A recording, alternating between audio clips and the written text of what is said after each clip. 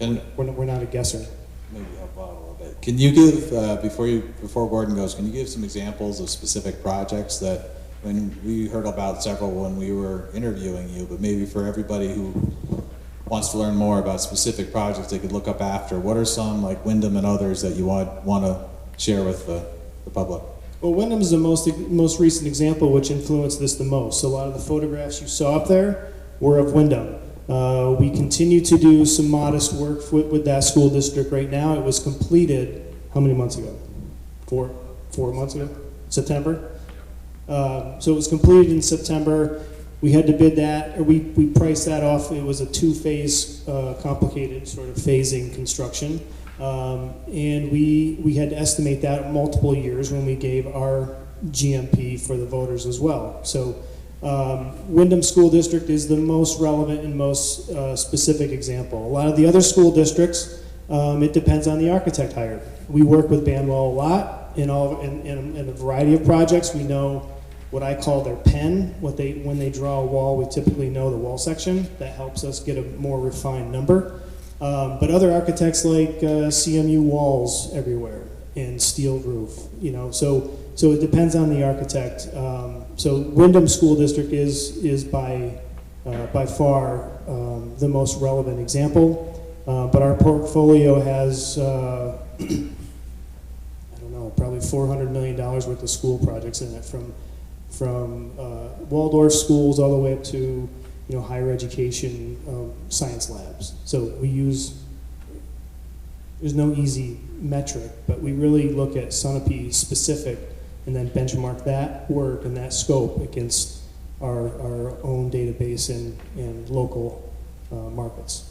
To put you on the spot a little bit, how did the pre-bond pricing and the final price of Wyndham go, for an example? Because I thought that was like a $42 million or higher project. Can you speak a little bit to the numbers?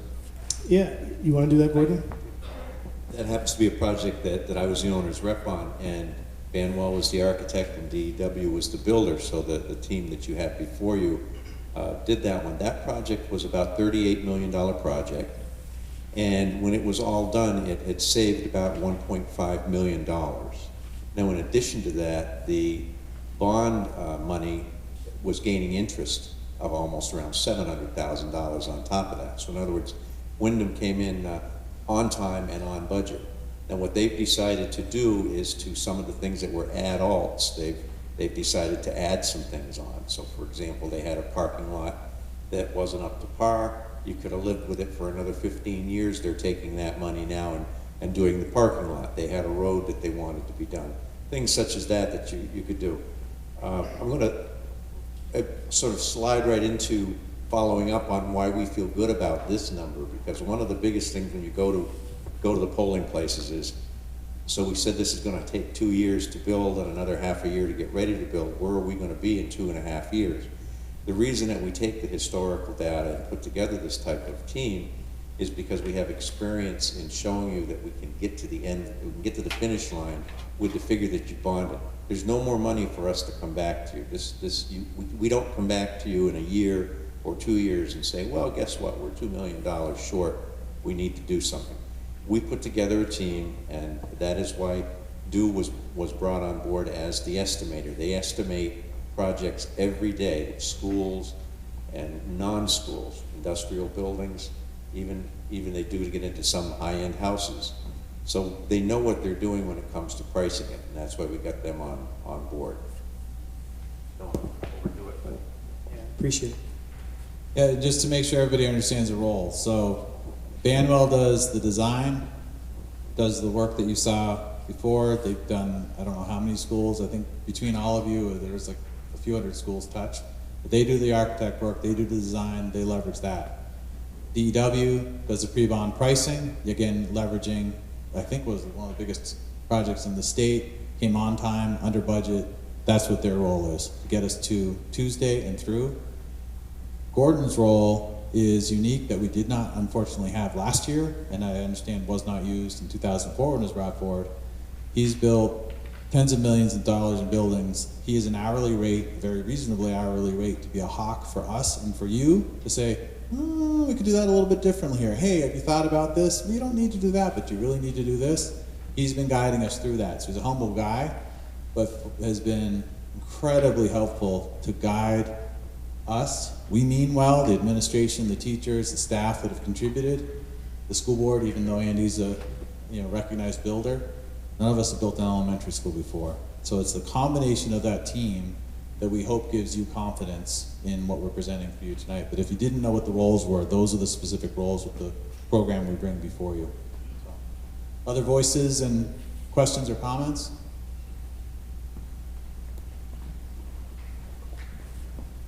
If you don't mind giving your name, we'll have to get formal over the rest. Hi, I'm Denise Preston, and one of my concerns is the field, the $4.3 million field with no bathroom to start with. But I'm wondering if one of these things showed how much property was owned, I'm assuming by the school system. I don't know if it's all that green that's around there. And have they looked at having the fields right near the school? I worry about the kids driving up Route 11. I mean, I worry about there's middle school, the mothers will have to come and take them up there, or some high school kid is going to drive them up there.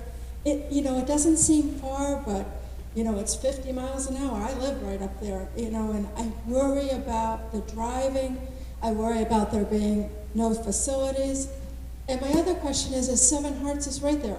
Have we talked to them about buying in with us, or I don't know if that's been discussed, or, I mean, they have nice facilities there, bathrooms. Thanks for voicing that. Andy led the fields part of the project, so he's going to help you out. So where the softball field is town-owned land. It's the lower Dewey deed, which is similar. Well, it's the same piece of property where the Dewey Field is now for the rec, and then where the soccer field is adjacent to Mount Royal. And I'm trying to remember all your questions, but as of right now, there is no full-time facilities up there. Hopefully, if it's within the budget, it will be. But we had to plan for what we thought we could afford.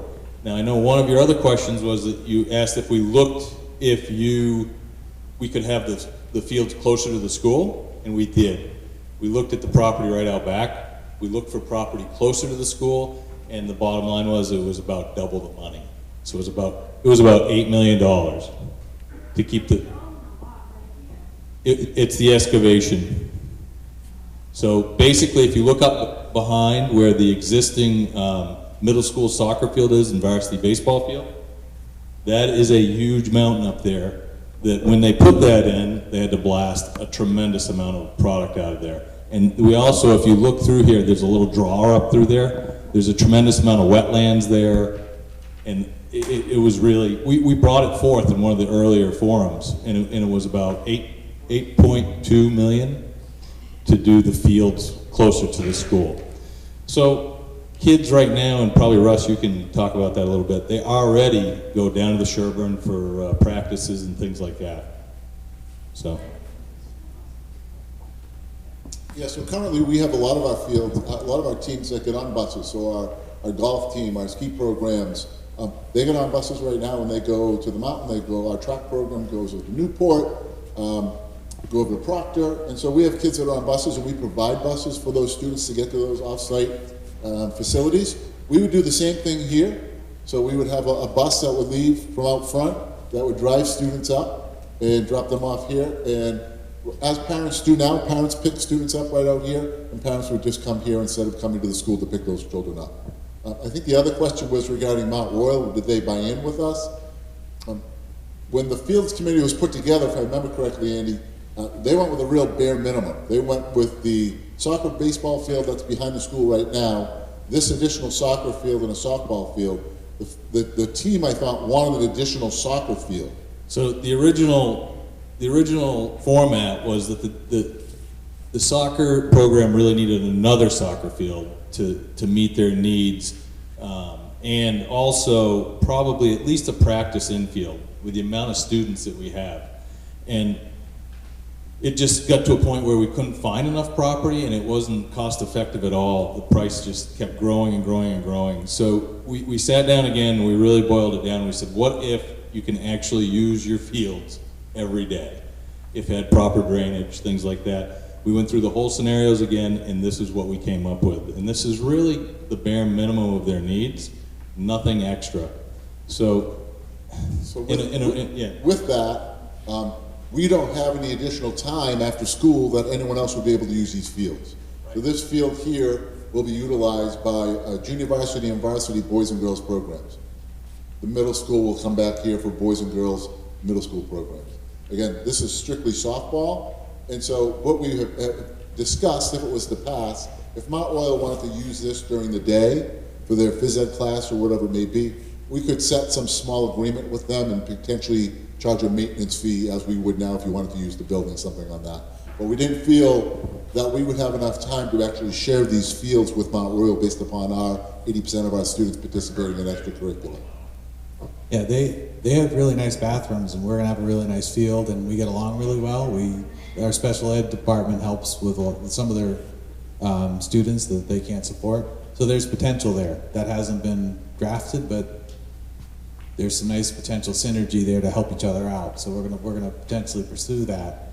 Key thing that we just being frank, Andy and I, to the point where our consultants were questioning our stubbornness, I think with an open, healthy, professional rapport, we chose to do, in the sequence of these forums, bring back what you wanted to see. We really wanted to see everything here. It meant taking a mountain out of the way to be able to do that. We chose and got to understandably respect the uproar that it caused.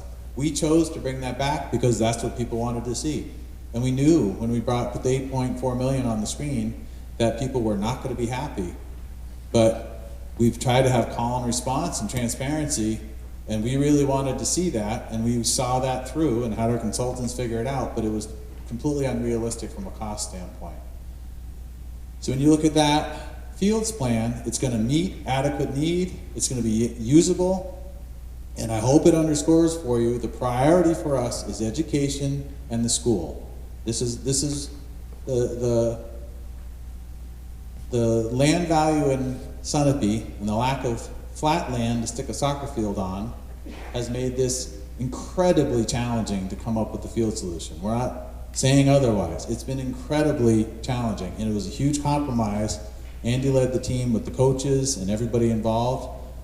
Major compromises. We have enough activity with students that we could justify, if we had a big open area of land, we could justify a baseball field, softball field, a practice infield for baseball and softball, and 2 full-size soccer fields.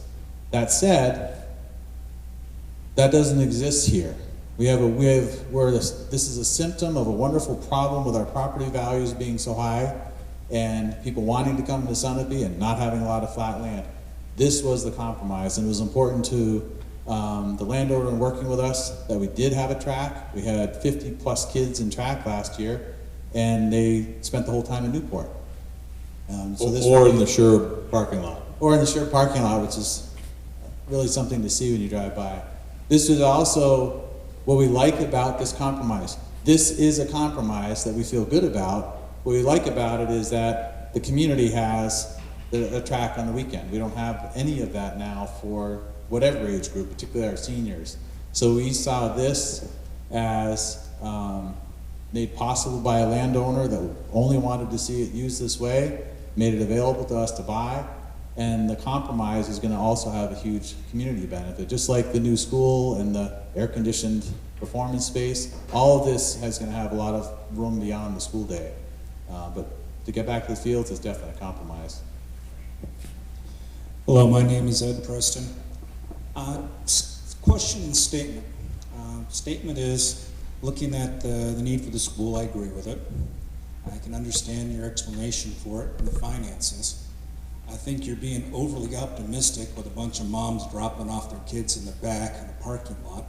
And no way you have 195 parking spaces unless they're for Yugos. Most of the people here drive real cars. And I know I wouldn't want a teenager parking next to my car if I let my daughter in the small lots.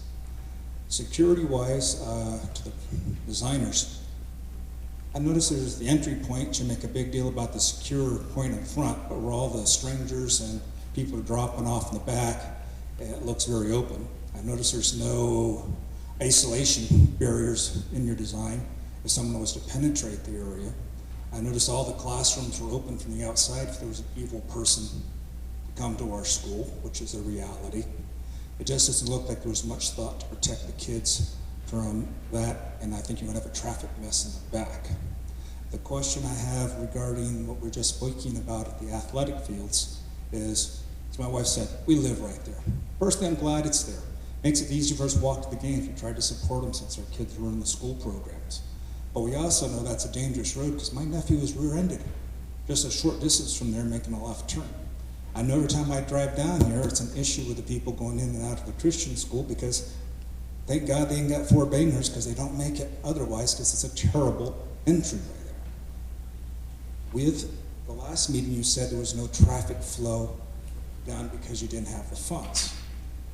Are there funds set aside to modify that road in your plan because it is going to need turn lanes and modification of the road going there because there's no way that many people can go down that road?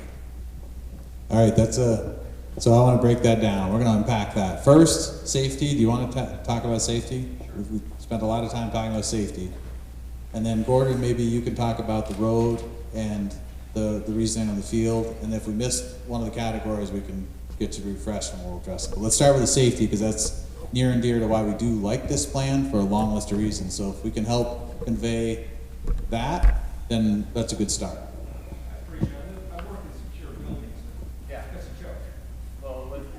What we have now, this is a significant step forward. Please take it away. No, that's terrific. Then they're terrific questions because it doesn't look like a prison, does it? It's a modern school. And as we do hundreds of schools, and we do them all the time, it's important to make a school that looks inviting and appropriate for children, but also has an organization that is complementary to security. So what you're looking at, if we go to the plan real quick, so what we have here is not only a physical barrier of security through a resilient glass and choke points for entry, but we also have operational safety, which we've discussed with your school system, about how they're going to operate the drop-off pickup of this school. So as your students are dropping off, picking up, or dropping off in the front, we're going to be having staff monitoring for all the drop-off and pickup during that period. And after and several of the doors will be open for the drop-off, but they're all monitored by human beings. But then when drop-off is complete, we lock down those doors. So the whole building is actually locked down, all the access points are locked down. And we end up with key card access for all the central points, which only staff members can get through with electronic access. Let's see, monitoring, traffic, right? Traffic. So if we go to the site plan, I worked a lot with the civil engineer who did this layout, and I could stand up here with a straight face and a lot of confidence to tell you that there is 195 parking spaces. So what we have is 160 parking spaces in this area, and then another 35 over here for the student parking. So we don't really have students parking over here where there might be children walking back and forth all around, or the nice Lexus from one of the parents. In terms of drop-off, what we have here is a single entry for drop-off with a queue line here.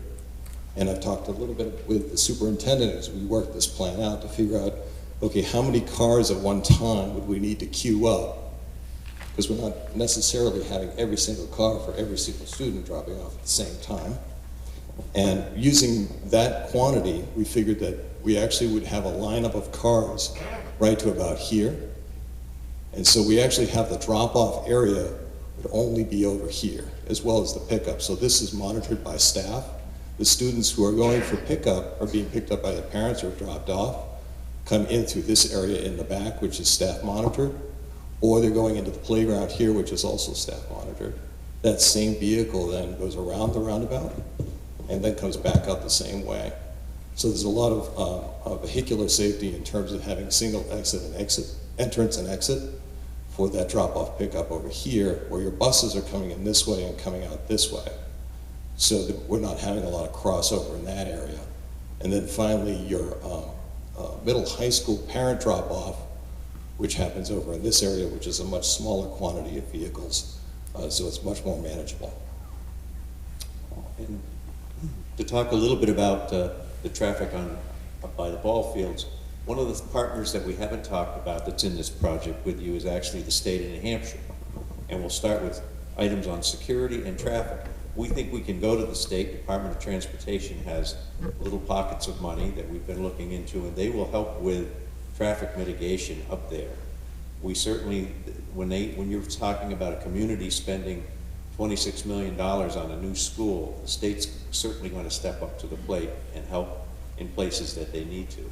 So we certainly feel it'll A, help with the traffic study, and B, with some of the road changes. Now, as far as the other things that the state has done in other schools is on the fact of security, things such as your resistant glass or people trying to get in the building.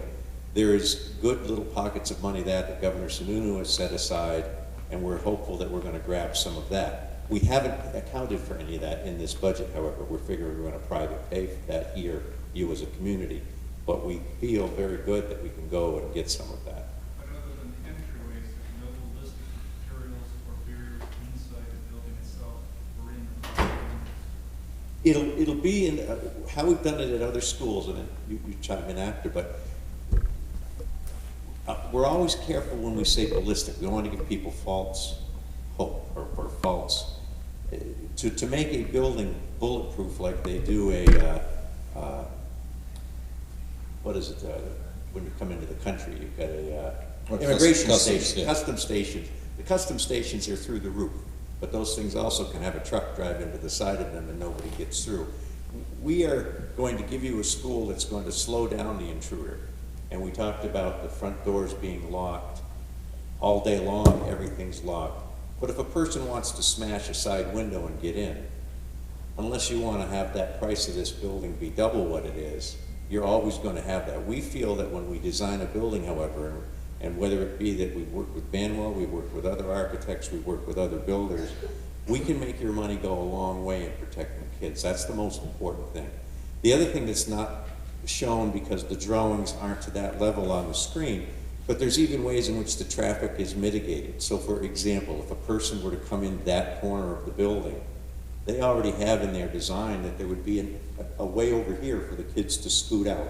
We haven't got to that level of detail with you, but we want to let you know that that will be in the plans. You will see a classroom that's built for the current, sadly, the current situation that we're in which you have to worry about intruders. The whole idea is to cut the losses down as much as possible. That. You want to comment about the difference from what we have now or tomorrow when kids go into school? Well, you want to use your elementary school, and we've been good not to sort of kick that little horse that's down there.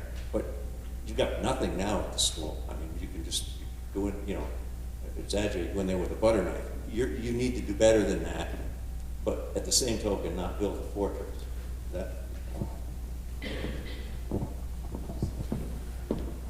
I just wanted to say also, this plan is a conceptual plan. We aren't even done. We're just starting. So typically, when a bond vote passes, we will get together with your local police department.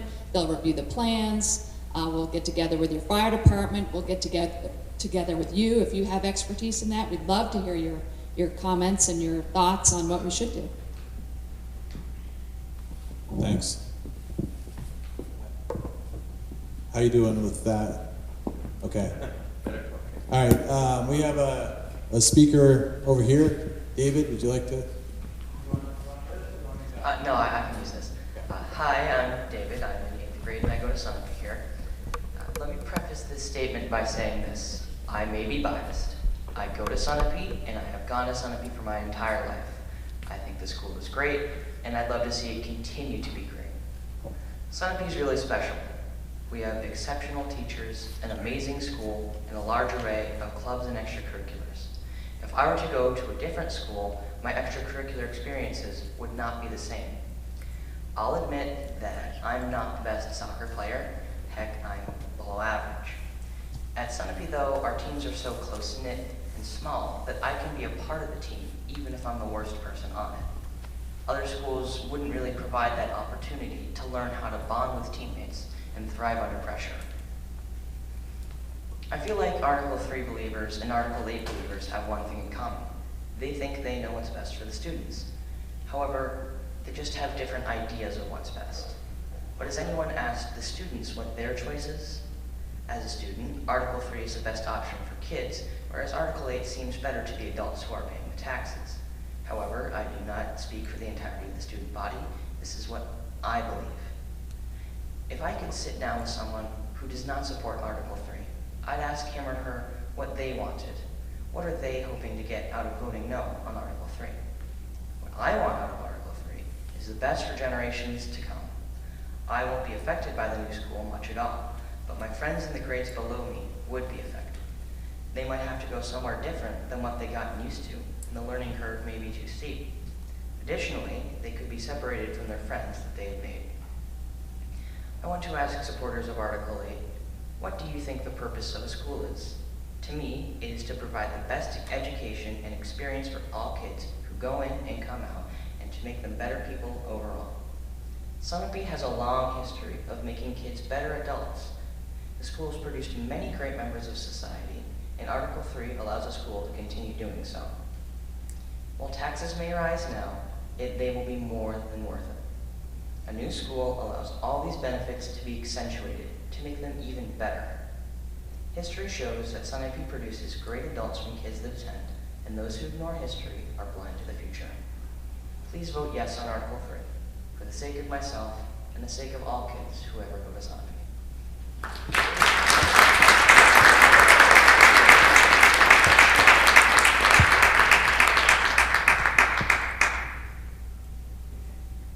Thank you, David. The other questions, comments, opinions?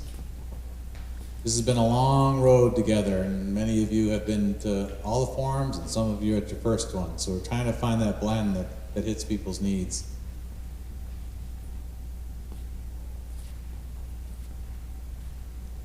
Lizzie and then John? Okay, John, if you want to go. Do you want this or stand there? John Augustine. I'll stand here so I can see everyone's faces, and then I have the wall to my back so nobody can sneak up on me. That's a joke. Thank you.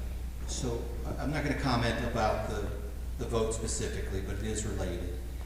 As part of the process leading up to today, there's been many times people had mentioned that there's just been no money put into the buildings for the past 20 years.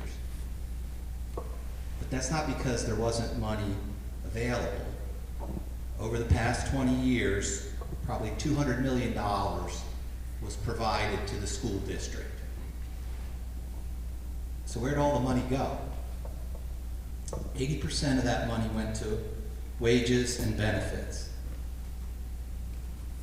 So instead of putting 80% of the money into wages and benefits, if only 75% or 70% of the money went into compensation, there would have been millions of dollars to put into the infrastructure.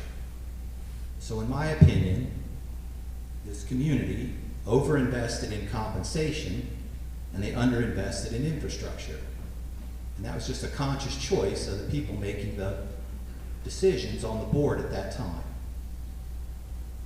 So, if Tuesday's vote doesn't get a 60% yes, rather than hunting the people down who voted no and berating them in public, which did happen last year, I suggest that you talk amongst yourselves about how you want future money allocated between compensation and infrastructure.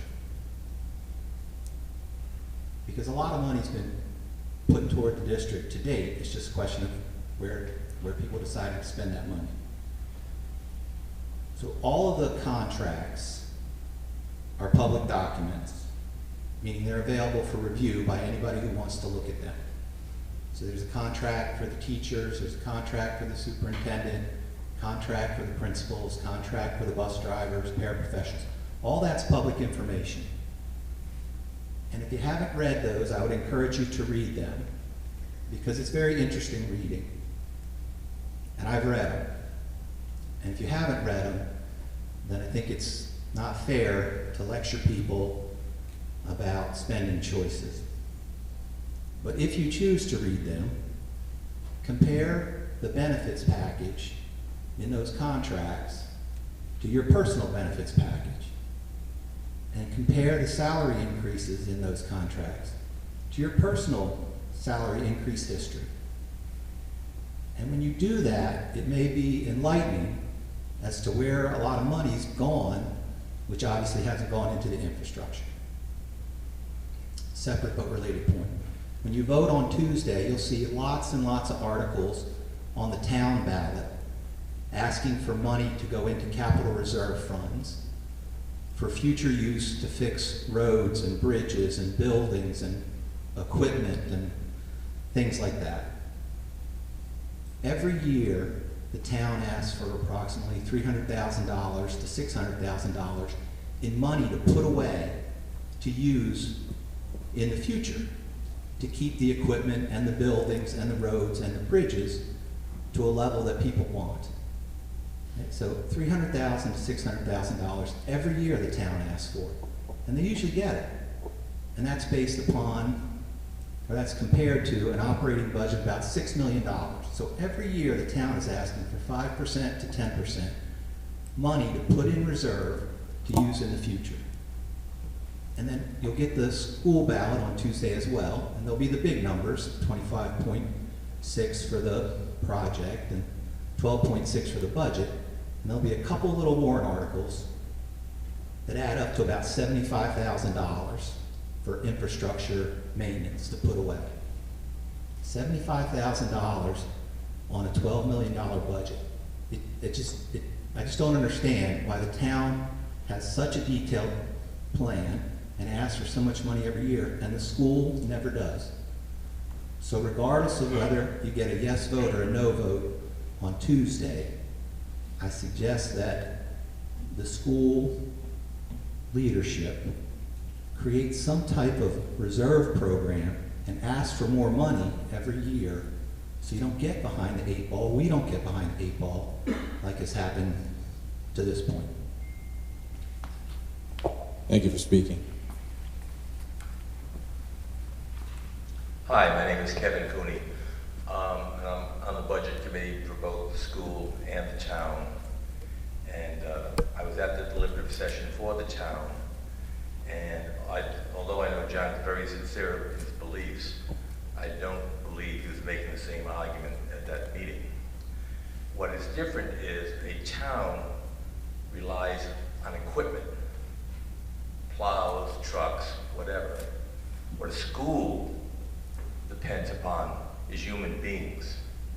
And our staff is the heart and soul of our school. At the town level, what we need is to keep upgrading our machinery and so forth and so on. You're talking about apples and oranges. So unless your suggestion, that we cut our town employees' budget, I'm not sure that it's valid to say we should not fund our teachers and staff. In 2005, John, the school board withheld a request for elementary school to allow the town to focus on the safety services building. I supported that. I thought it was a good idea. I thought it was a good investment. Those who supported the school stood up and supported the town. It's time for those of you who care most about bridges and roads and plows and important things that I care about, but I think it's time for us together to stand up for the schools. And I don't know how many years we can go on with this, forming committees and studying and restudying things that we've talked about before. And I know you're a conservative and don't like to spend more on the town either. I understand that. But the town spends, as you said, $300,000 a year on equipment. Maybe they don't need it, you know? I mean, you and I have had these discussions, and on these things, sometimes we agree. But I'm disappointed to hear you compare infrastructure to learning. I think we can do better than that. I think we can get together on that hopefully sometime, John. Thank you.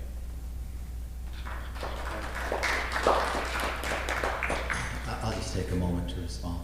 It's not an either or, right? It's just like everybody at their personal household. You decide where you want to put your money. You put more here, you put less there.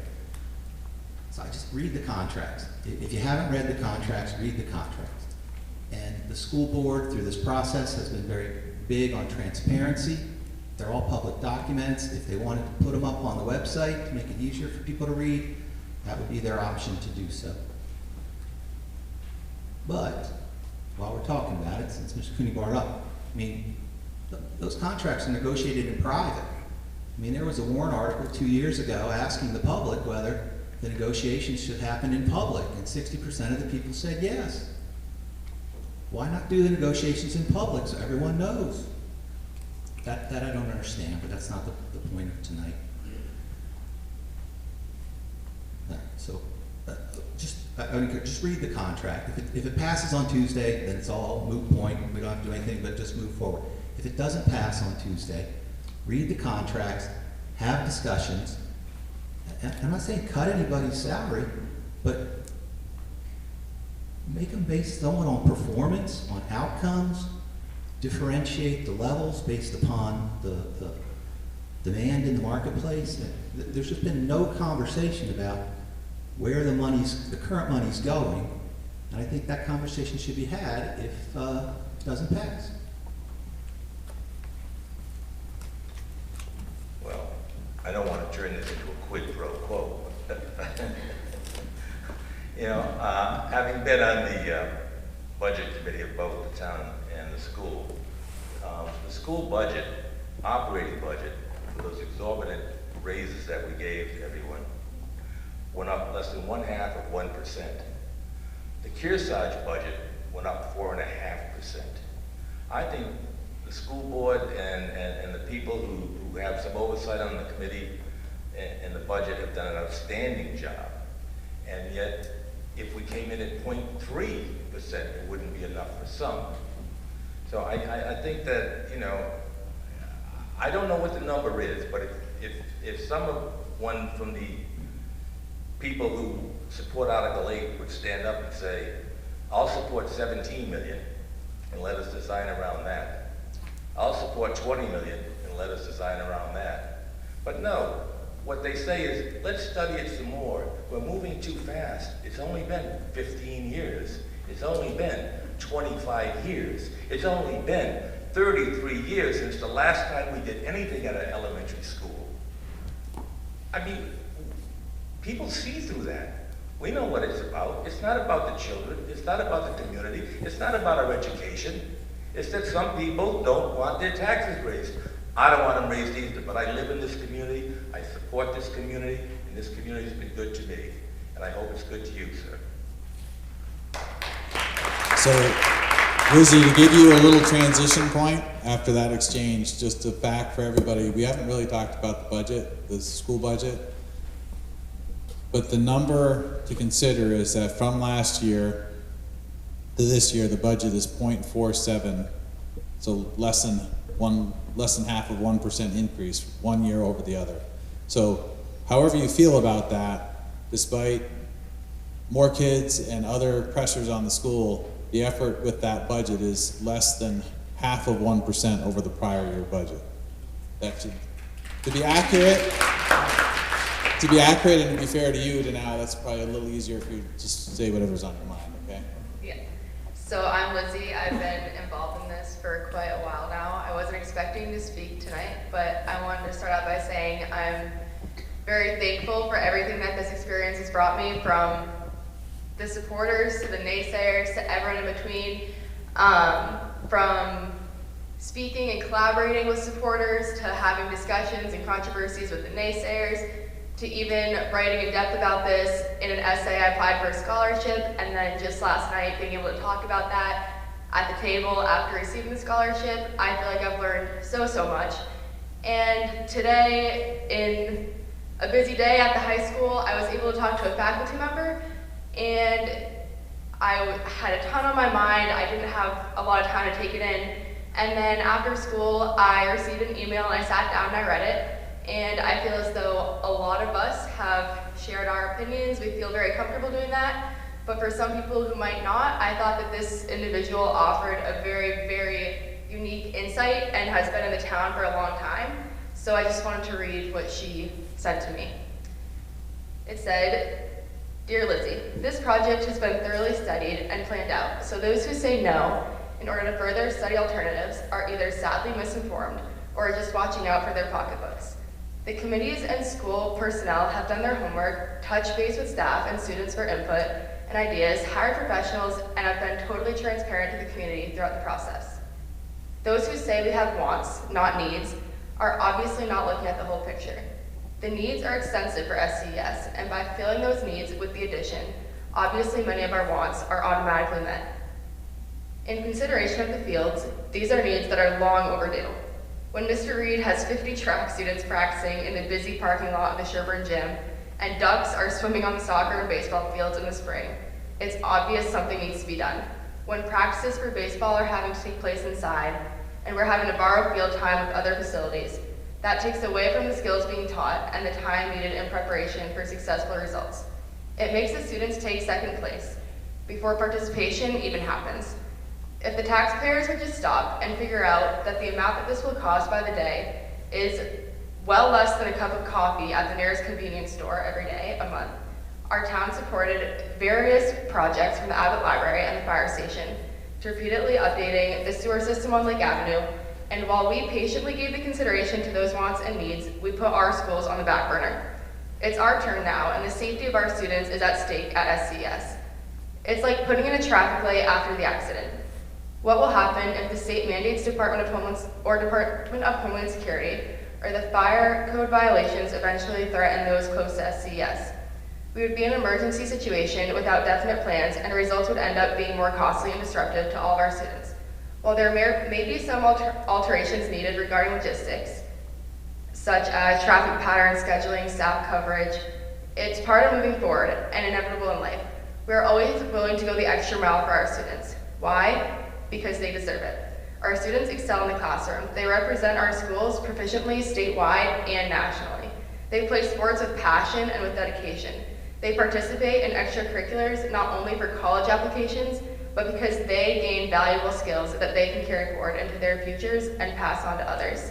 They genuinely care and support each other and always make new students feel at home. Our students reach out to the community by sharing their artistic skills, activities, entertaining with sports, music performances, and senior project, and by hosting events here to welcome all in not only our school environment, but the whole town. They're well worth the investment. Without our schools, regardless of our property values, taking a toll on our close-knit Sunapee family, our community would simply dissolve. The town would be hard-pressed to attract new families and businesses here. We may be small, but we're strong and we stand together. We need to continue to support each other, and what kind of message we are sending to our students if we do not. They put forth so much effort to succeed, and it's our turn to reward them. So thank you for listening. That wasn't me, but I thought it should be shared. Thank you.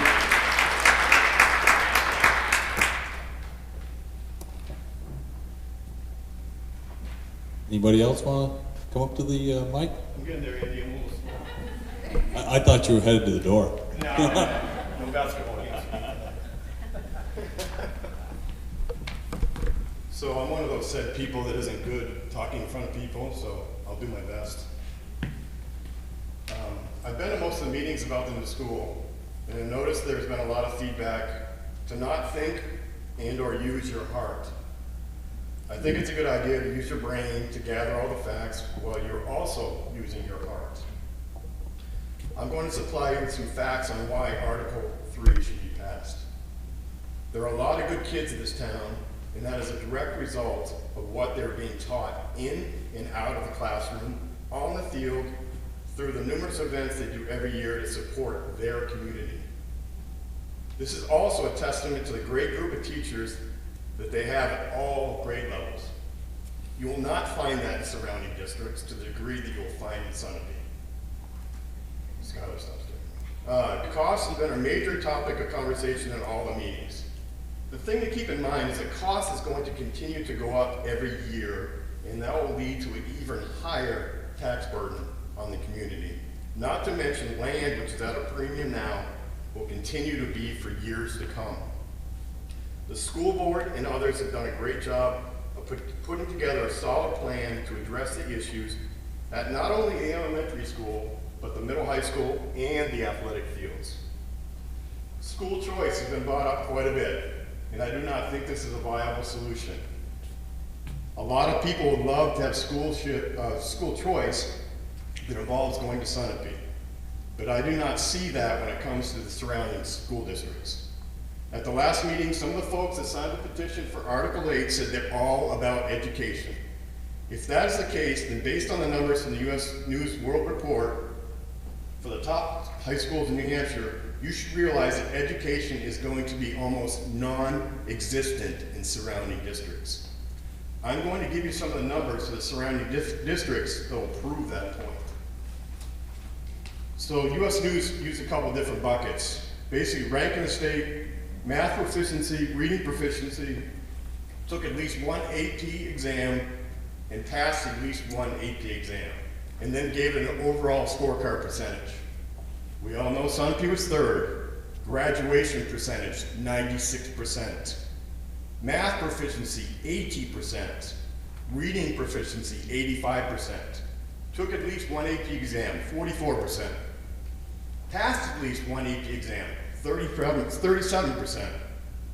Overall score percentage, 94.13. Let me give you three schools that are close by. Keosar's 23rd.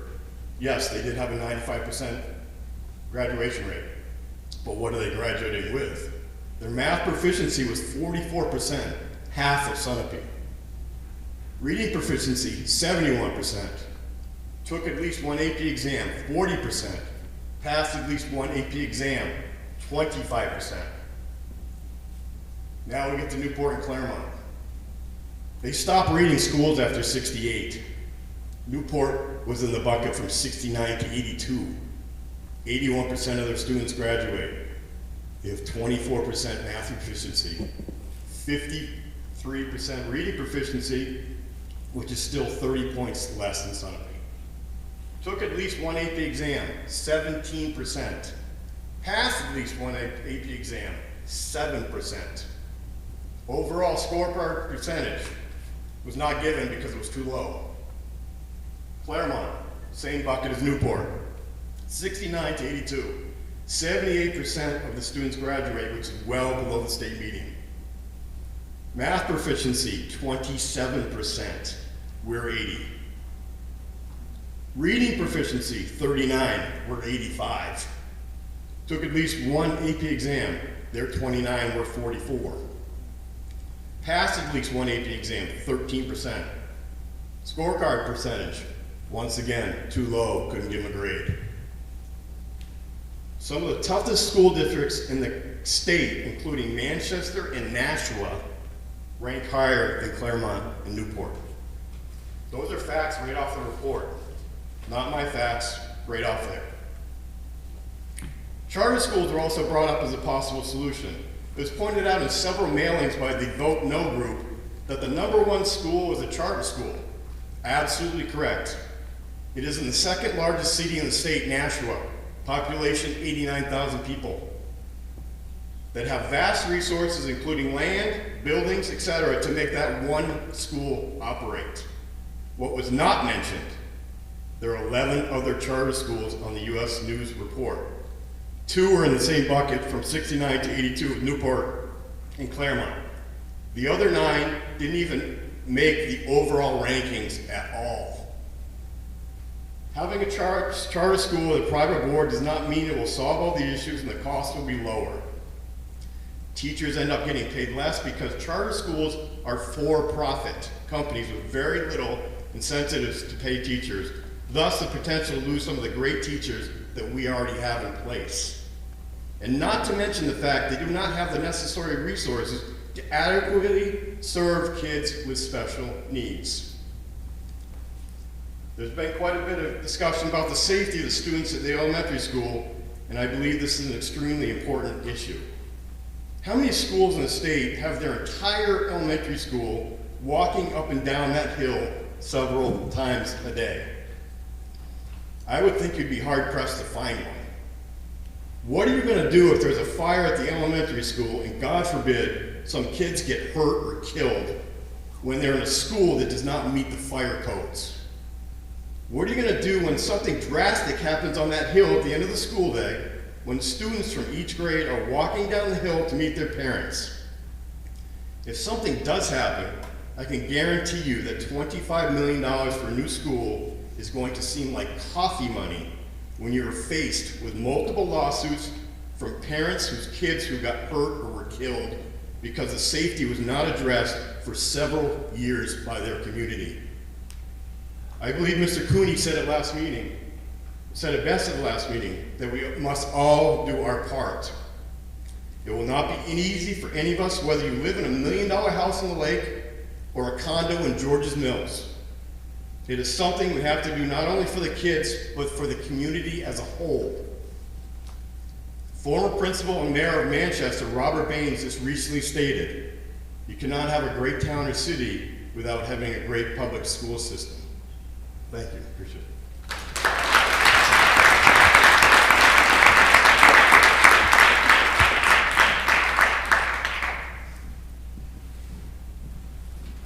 Thank you for speaking.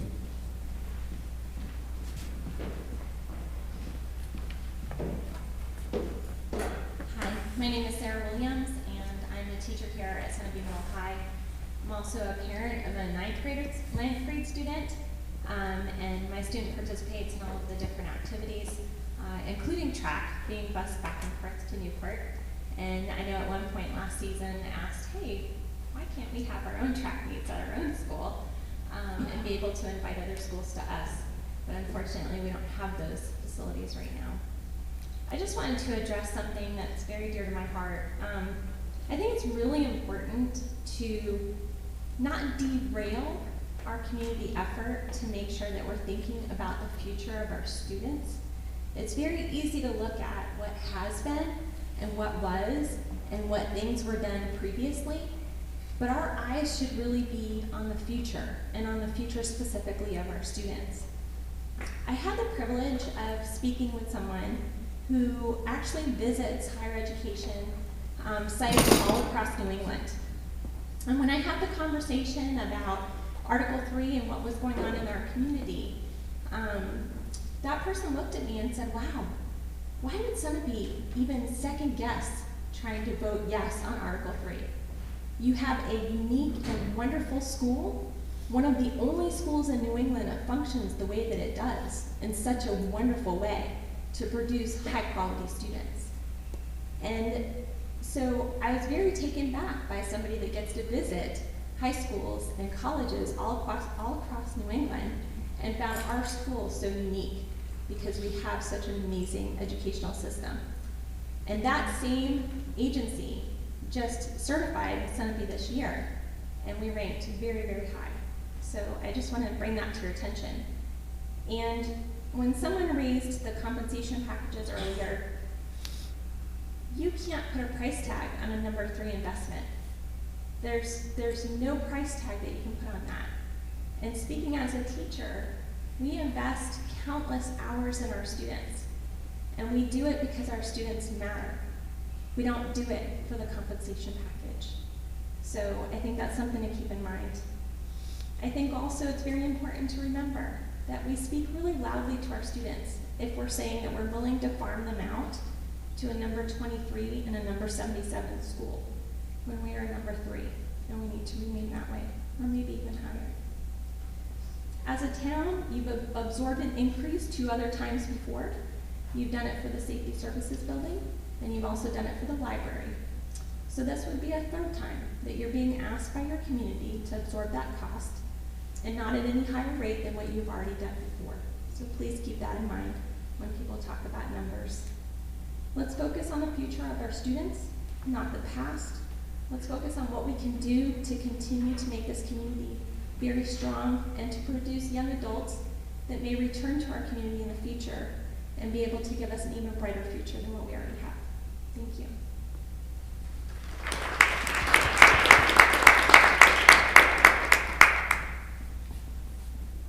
So seeing no one else stand, or while you're coming up, I just want to give at candidates night. Nobody ran against Ed Anderson and I, so there's a high likelihood you guys are stuck with us for another 3 years. It's unfortunate people didn't run to at least bring a conversation about the other ideas in town, but that's where we are. Peter White brought up a good point, and we want to make sure that the audience leaving tonight and everybody that you talk to after tonight understands. We know there's a lot of feelings from a tax base, about the schools, anti-tax. We understand that. That's what we've been navigating through. In the heightened environment, intensity, rhetoric, there's unfortunately a misunderstanding that if this doesn't pass, that the school is going to close. If this doesn't pass, because people have been asking me that a lot, I'm sure others, what happens if this doesn't pass? We have to figure this out as a community, knowing that all of the reasons that we've brought this forward and we've been talking about as a community. We extend the risk that something can happen. We extend the price that it's going to cost to fix it. If this doesn't pass, this school will be open. Hopefully, the board is here to extend and move the district forward. If this doesn't pass, the board doesn't want anyone, or the project team doesn't want anybody voting out of fear of, if we don't get this one, then this all shuts down. That's never been stated by the board. We're sad to see that misunderstanding with someone in our community. I don't know how broad that is.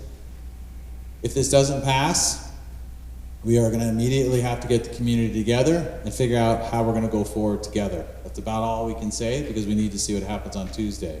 It doesn't replace the boilers that could be broken tomorrow. It doesn't fix any of the long list of problems with the elementary school, safety, and those other things. Those are still looming. We all know about them.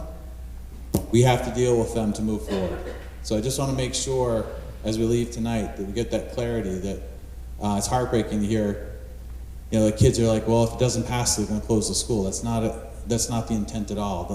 This whole effort is to provide safe education space and extend Sunapee. So I'm not sure how more effectively to talk about that, but it was a great exchange with Peter, and I wanted to just make sure that it was clear for at least the audience here tonight, and ask you to share that with other people. Take it away. Thank you. My name's Thomas Goslin. I have currently a 7th grader in the Sunapee School District.